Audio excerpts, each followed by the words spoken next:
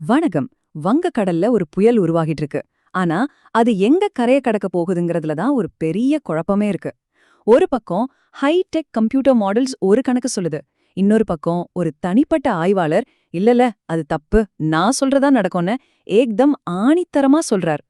Machine சொல்றது நடக்குமா இல்ல மனுஷன் சொல்றது நடக்குமா?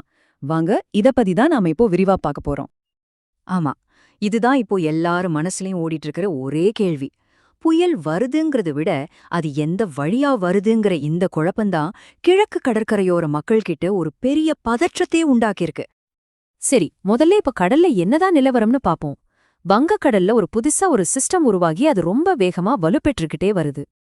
அதாவது மத்திய கிழக்கு வங்கக்கடல்ல ஒரு காற்றழுத்த தாழ்வு பகுதி உருவாகியிருக்கு.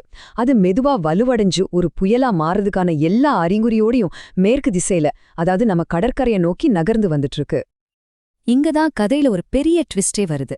புயலோட பாதிய கணிக்கிற ரொம்ப முக்கியமான கம்ப்யூட்டர் மாடல்ஸ் திடீர்னு தங்களோட கணிப்ப அப்படியே மாத்திட்டாங்க. இப்போ நீங்க பாக்குற இந்த சார்ட்ட பாருங்க. நேத்து வரைக்கும் ஒடிசா இல்லனா பங்களாதேஷ் பக்கம் போகும்னு சொன்ன GFS, ECMW மாதிரி மாடல்ஸ் எல்லாம் இன்னைக்கு அப்படியே யூ-டர்ன் அடிச்சு புயல் தெற்கு பக்கம் நகர்ந்து ஆந்திராவுல நெல்லூர் பக்கத்துல கரையா கடக்கும்னு சொல்லுது. இது நம்ம தமிழ்நாட்டு கடற்கரைக்கு ரொம்ப ரொம்ப பக்கத்துல இருக்கிற ஒரு இடம். சரி, இந்த கணிப்பு ஏன் இப்படி மாறுச்சு? இந்த குழப்பத்துக்கெல்லாம் என்ன காரணம்? இது எல்லாத்துக்கும் மையப்புள்ளி ஒன்னே ஒண்ணுதான். அதுதான் கடலோட வெப்பநிலை.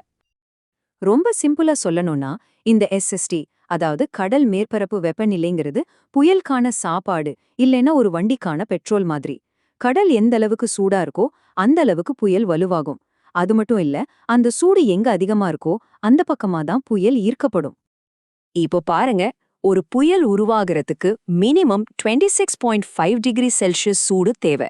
ஆனா நம்ம வங்கக்கடல்ல இப்போ வெப்பநிலை 30 டிகிரிய தாண்டி இருக்கு.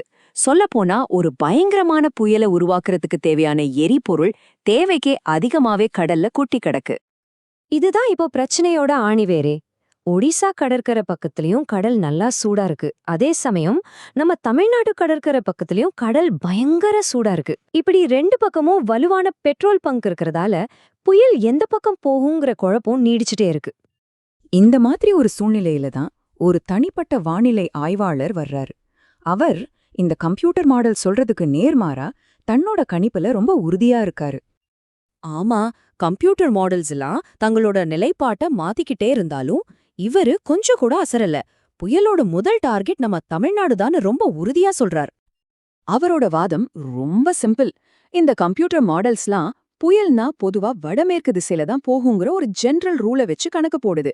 ஆனா அவரோ புயலோட உண்மையான எரிபொருளான SST, அதாவது அந்த கடல் வெப்பம், சென்னைக்கு பக்கத்துல தான் ரொம்ப அதிகமா இருக்கு. அதனால புயல் தன்னோட சாப்பாட்டை தேடி இங்கதான் வந்தாகணும்னு ஆணித்தரமா வாதிடுறார். சோ இங்க இந்த ரெண்டு கணிப்புகளுக்கும் இருக்கிற வித்தியாசத்தை நீங்க தெளிவா பார்க்கலாம். ஒரு பக்கம் மாடல்ஸ் பொதுவான காத்தோட திசை, வளிமண்டல நகர்வுன்னு பல விஷயங்களை வச்சு சொல்லுது. ஆனா இந்த ஆய்வாளர் அதெல்லாம் ரெண்டாம் பட்சம்தான். புயலோட அடிப்படை எரிபொருளான SST தான் முக்கியம்னு அத மையமா வச்சு தன்னோட வாதத்தை முன்வைக்கிறார். சரி, ஒருவேளை இந்த ஆய்வாளர் சொல்றதுதான் நடக்க போகுதுன்னா சென்னைக்கு என்ன மாதிரியான பாதிப்பு ஏற்படும்? 25 to 50 சென்டிமீட்டர். இது வெறும் நம்பர் கிடையாது. இது மிக மிக அதிக மழைன்னு சொல்றதை விட ஒரு பயங்கரமான வெள்ளப்பெருக்கு ஏற்படுத்தக்கூடிய மழை அளவு. அவரே சொல்றத கேளுங்க. நான் இன்னிக்கும் சொல்றேன், சென்னையில 25, 30, 40 சென்டிமீட்டருக்கு மேல மழை வரலாம். இது நடக்கிறதுக்கு 35% வரைக்கும் நான் உறுதியா இருக்கேன். பாருங்க, அவரோட கணிப்பு மேல அவருக்கு எவ்வளவு நம்பிக்கை இருக்குன்னு. வரப்போற மழையோட தீவிரத்தையும் இது தெளிவா காட்டுது. ஆக அவரோட கடைசி பாயிண்ட் இதுதான். புயல் ஒருவேளை சென்னையை நேரடியா தாக்காம போனா கூட தன்னோட எரிபொருளான அந்த கடல் வெப்பத்தை அடையறதுக்காக சென்னைக்கு ரொம்ப ரொம்ப பக்கத்துல தான் கடந்து போகும். அப்படி போகும்போது சென்னைக்கும் அதை சுத்தி இருக்கிற பகுதிகளுக்கும் மிக கடுமையான மழையை கொட்டி தீர்க்குங்கிறது தான் அவரோட வாதம். அப்போ டெக்னாலஜியை மட்டுமே நம்பி இயங்குற இந்த கம்ப்யூட்டர் மாடல்ஸ் சொல்றது ஜெயிக்குமா? இல்ல கடலோட அடிப்படை அறிவியலை நம்புற ஒரு மனுஷனோட பகுப்பாய்வு ஜெயிக்குமா? புயல் நெருங்க நெருங்க தான் தெரியும் இதுல யாருடைய கணிப்பு நிஜமாக போகுதுன்னு. நாமளும் பொறுத்திருந்து பாப்போம்.